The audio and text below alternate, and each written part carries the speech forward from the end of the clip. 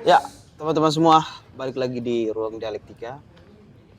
Hari ini saya bersama sahabat saya, founder Komunitas Literasi Nusantara, KLN. Ya, teman-teman bisa lihat lah di Instagram ataupun di ini ya, di Google juga mungkin ada. Kemudian beliau juga ketua umum Koordinator Nasional Bajaga. Koordinator Nasional Baku Jaga yang disingkat dengan Bajaga. Teman-teman juga itu bisa lihat di Instagram. Bagaimana, Bung, kabarnya? Puji Tuhan baik. Jadi kita ini satu angkatan ya. Ya. Mungkin lebih rileks saja ya, gitu ya. Enjoy. Jadi kita sekarang sekitar beberapa bulan yang lalu ya, kita mencoba untuk membuat satu perkumpulan mungkin ya bisa disebut. Dan ini ada ketua koordinatornya di sini, yaitu Bajaga namanya, Baku Jaga ya. Yang pertama, namanya menarik itu, Baku Jaga. Dulu bagaimana tuh awal mulanya sampai Baku Jaga ini ada gitu? Oke. Ya, Bajaga ini kan memang adalah gerakan istilahnya solidaritas. Itu gotong royong kebersamaan Baku Jaga ya. Dan di situ gerakan ini lebih ke bagaimana untuk fokus kepada human trafficking, TPPO, perdagangan orang ke luar negeri. Jadi gerakan Baku Jaga ini sudah bergerak dan juga berada di beberapa kota kabupaten, terutama di Nusa Tenggara Timur. Berarti Baku Jaga ini memang difokuskan di NTT atau di seluruh provinsi di Indonesia? Ya, untuk sementara saat ini kita fokus di Provinsi NTT. Oke, di NTT. Di NTT. Ya memang makanya Baku Jaga itu lebih diksi-diksi dari NTT sana ya. Iya. Ya, lanjut. Ya, jadi Baku Jaga ini adalah dipelopori oleh salah satu sosok ya, tokoh NTT juga. Beliau adalah salah satu pemerhati pendidikan dan ketenagakerjaan. Beliau adalah salah satu yang berfokus pada bagaimana pengembangan SDM di NTT. Siapa tuh? Yaitu Bapak Fransiscus Go. Oke, Bapak Fransiscus Go. Iya, Bapak Fransiscus Go. Sepertinya saya kenal. Iya. Ya, saya juga pernah lah diskusi dengan Bapak Fransiscus Go ya. Dan mungkin sering ya kita diskusi soal. Betul. Karena memang mungkin kita waktu itu ya, saya juga hadir pada waktu itu di pertama kali kita mencetuskan ide yang berawal dari diskusi. Betul sekali. Dari keresahan kita pada waktu itu. Iya. Dijelaskan waktu itu kira-kira awalnya bagaimana sampai muncul Bajaga ini? Ya, ini menarik ya. Jadi awal mulanya Bajaga muncul ini kita bersama dengan tim ya, Bung Mayo ya. Dulu kita berpikir ini berawal dari keresahan.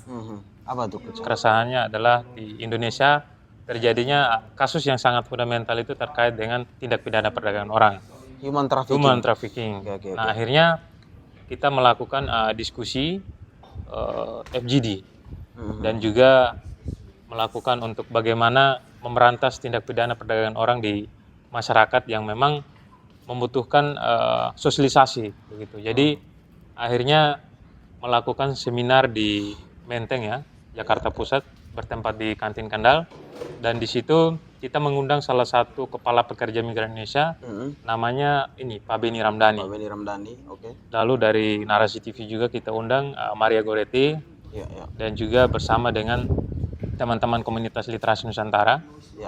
Lalu dari komunitas Bajaga. Dan di situ kita mendiskusikan bagaimana untuk mencegah terjadinya tindak pidana perdagangan orang. Yang menjadi salah satu terjadinya TPPO itu adalah minimnya literasi ya, pendidikan di daerah, dan juga itu rentan terhadap kelompok-kelompok yang memang yang tidak melanjutkan studi pendidikan. Dan itu ditawari dengan gaji yang cukup besar, iming-iming, dan itu pun nggak ada janji yang memang ketika dia pulang itu ada yang dibayarkan. Tapi dikagetkan ketika dia pulang itu dengan kedukaan dan lain sebagainya. Itu sangat menyedihkan. Oke, Ketua.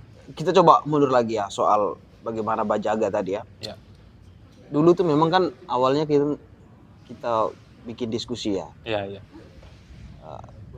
Kita pada waktu itu kan menggunakan kapal komunitas literasi Nusantara ya. Iya. Mulai dari situ kan pada waktu itu kita undang seperti yang ketua bilang tadi Pak Beni, terus ada Bapak Francisco dan salah satu penggiat media sosial Iya. yang perempuan namanya siapa? Maria Goretti. Maria Goretti. Jadi kita bikin diskusi itu. Pada waktu itu memang human trafficking ya, lagi panas-panasnya di NTT pada waktu itu. Kita coba bikin diskusi itu tahu. Akhirnya kan kita diskusi dengan Pak Frans juga pada waktu itu kan kalau komunitas literasi Nusantara kan ada nama literasinya di situ. Dia lebih fokus ke literasi ya. Jadi kita kan berpikir kira-kira bagaimana ya kita agar kemudian kita tidak hanya fokus di literasi, bisa di misalnya di ekonomi kreatif ya. Iya. Dan sekarang juga di situ kan bagaimana kita menjaga merawat budaya kita, kemudian bagaimana kita di pendidikannya. Jadi hasil diskusi kita pada waktu itu kan dibuatlah Bajaga itu ya. Betul. Itu yang menarik. Lalu pertanyaan berikutnya, kalau ditanya sampai dengan titik ini Bajaga itu apa sih yang program-program yang sudah dijalankan itu apa dari Bajaga itu sendiri? Iya. Kalau dari Bajaga, gerakan Bajaga ini pertama ada 4 program. Ada program yang namanya gerakan literasi, pendidikan ya. Lalu yang kedua adalah gerakan ekonomi. Dan yang ketiga adalah gerakan kesehatan. Dan yang keempat itu adalah gerakan TPPO. Dan gerakan pendidikan ini Bajaga sudah melaksanakan di beberapa kota kabupaten. Kita sudah punya tim di beberapa kota kabupaten dan beberapa bulan ke belakang tim Bajaga melakukan edukasi ya di salah satu sekolah SMA Kristen yang ada di Keva Menanung. Itu ada Mbak Aris di sana yang menjadi koordinator. Dia bersama mengajak pelajar-pelajar di SMA untuk bagaimana belajar tentang bagaimana tingkat selanjutnya ketika melanjutkan di tingkatan SMA, maka seorang pelajar harus sudah saatnya menentukan arah selanjutnya mau seperti apa. Iya. Apakah itu dari sektor pendidikan. Ya, pendidikan. Pendidikan. Oke. Menarik. Lanjut. Jadi itu yang digagas oleh gerakan Bajaga untuk bagaimana juga mempromosikan bagaimana untuk mendapatkan beasiswa. Iya. Lalu yang berikut adalah bagaimana untuk mencari dunia pekerjaan dan juga peningkatan secara kapasitas SDM pendidikan. Itu yang pertama terkait pendidikan. Berarti itu sudah jalan. Itu sudah jalan. Berarti di sana si ibu siapa tadi namanya? Namanya Mbak Aris. Mbak Aris. Iya, Mbak Aris. Mbak Aris berarti dia sudah melakukan edukasi. Di sekolah-sekolah. Sekolah-sekolah. Oke. Lalu kemudian dari sektor apa lagi? Lalu yang berikut itu ada dari sektor UMKM ya, bedah UMKM. Jadi namanya bedah UMKM Franciscus Go. Ya. Kalau bedah UMKM itu teman-teman bisa lihat di Instagram ya. Iya, Instagram. Di YouTube belum ya? Di YouTube sudah ada juga. Sudah ada juga. Ya. Itu bagaimana diceritakan untuk teman-teman yang belum lihat. Betul. Ini terkait dengan bedah UMKM ini memang pertama kita melihat ya prospek usaha masyarakat di sana memang butuh keterampilan, sehingga dalam membangun usaha ada cara-cara untuk mungkin cara marketing. Kalau saat ini kan masyarakat itu berjualan di warung-warung ya. Ada yang memang secara fasilitas memang tidak mendukung, tapi secara usaha semangat masyarakat sangat tinggi. Makanya kemarin dengan gerakan Bajaga ini memberikan ruang untuk bagaimana mempromosikan melalui dengan cara bedah UMKM secara offline maupun online. Dan di situ di beberapa titik usaha masyarakat kita masukkan juga di maps-nya. Sehingga ketika ingin berjualan kita bisa mencari melalui online dengan cara-cara digital dan lain sebagainya. Jadi masyarakat juga saat ini bisa menggunakan aplikasi begitu untuk menjual. Jualan menggunakan aplikasi. Itu dilatih ya? Itu dilatih. Oke. Luar biasa juga Bajaga. Terus apa lagi? Dari sektor apa lagi? Lalu yang berikut itu dari sektor ini cukup serius Bung Mayo ya.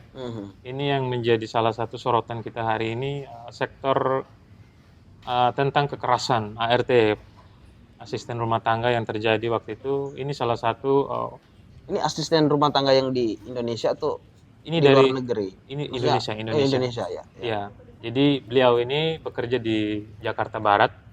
Ya mungkin namanya saya nggak bisa sebutkan ya. Ya, ya. Jadi ART ini disiksa. Mungkin Bung Mayu sempat tahu lah yang sempat viral itu di awal tahun 2024. Di situ kita dari Bajaga melakukan advokasi bagaimana secara proses hukum, dan juga yang kedua adalah bagaimana ART ini diberikan fasilitasi sehingga dia tidak mendapatkan ancaman-ancaman begitu. Ya, ya, ya. Itu yang pertama. Lalu yang kedua, kita sudah terkait dengan isu tentang TPPO.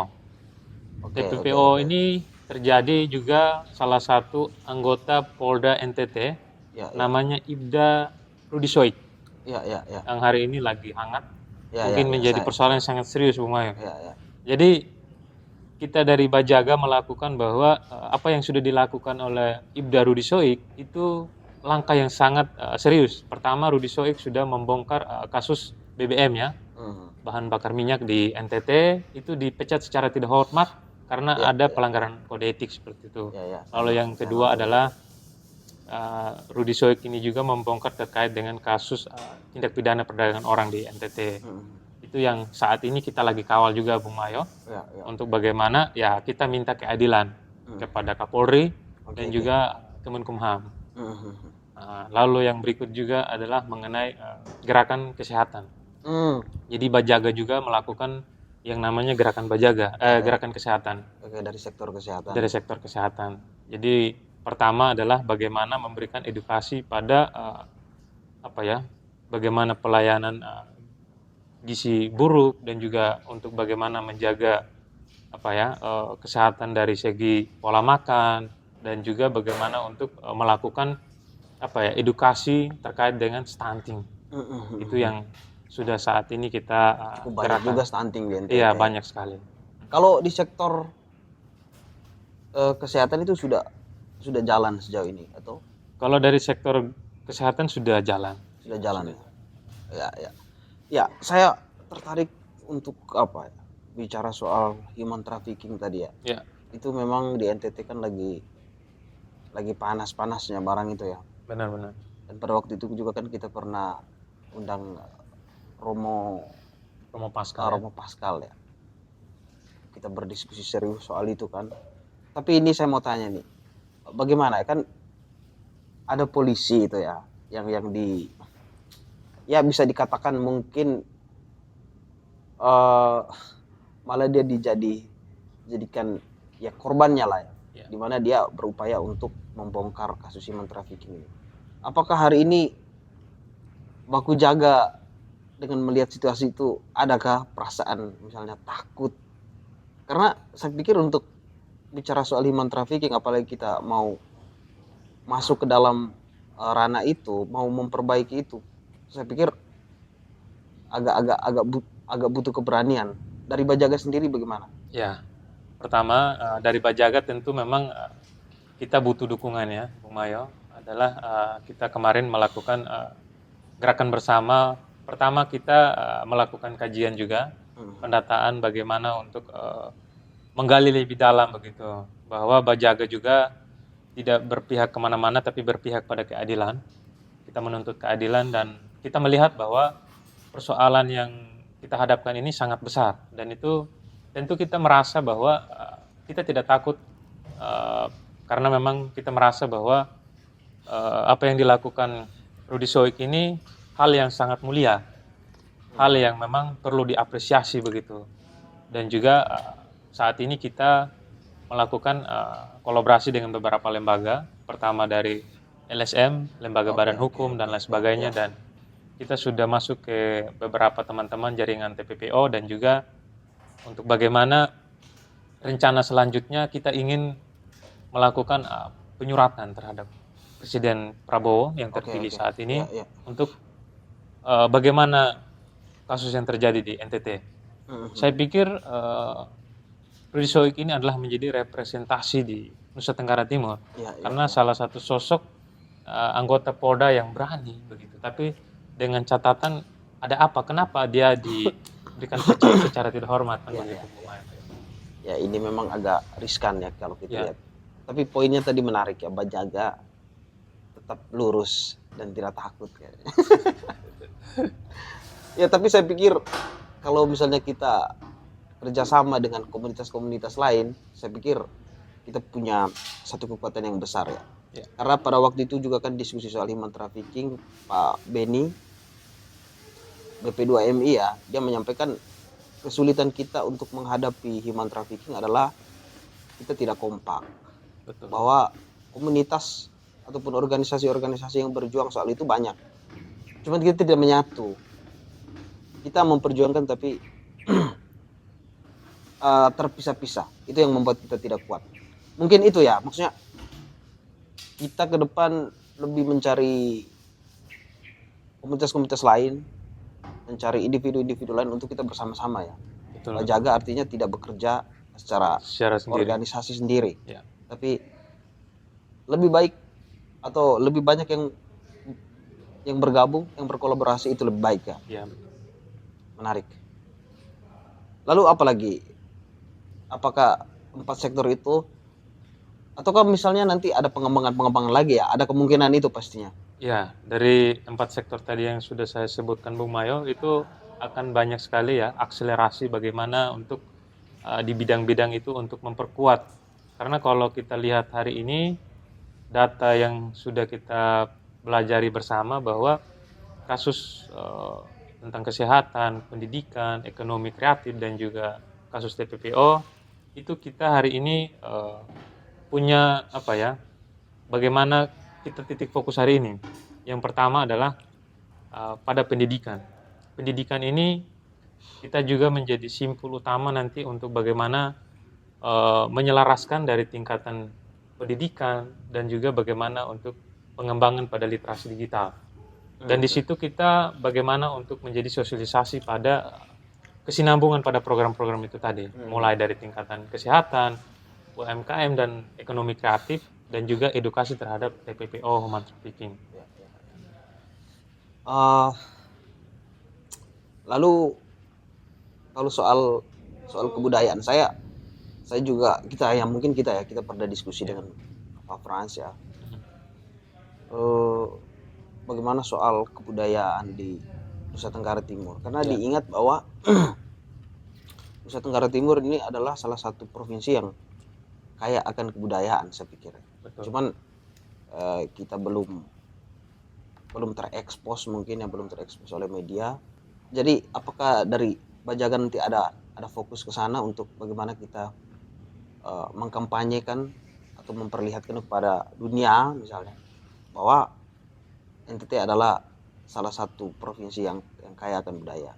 Bagaimana dari Bajaga nanti? Ya, dari gerakan Bajaga tentu sudah dipersiapkan ya terkait dengan bagaimana dari sisi budaya yang ada saat ini. Kalau kita bicara budaya memang sangat banyak ya, dan juga itu bisa untuk menjadi salah satu langkah untuk kita bisa melakukan budaya ini tentang edukasi terhadap masyarakat begitu.